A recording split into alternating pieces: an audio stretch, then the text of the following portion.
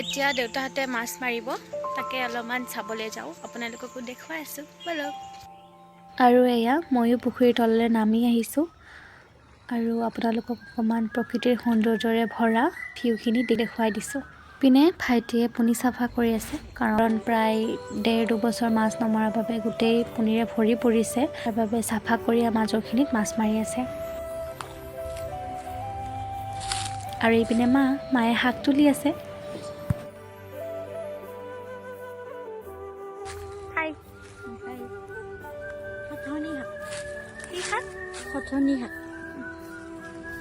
এয়া পুখুৰীৰ এটা কোণত থতনি শাক বিৰাট হৈছে, তাকে মায়েও তুলি আছে আৰু এইপিনে ময়ো তুলি আছোঁ। চাফা কৰিব লাগিব, এতিয়া ইমানকণ পাইছোঁ। আৰু এইবিধ শাকক ইংলিছত কি কয় মই গুগল কৰোঁতে গম পালোঁ আৰু আপোনালোককো জনাই দিলোঁ।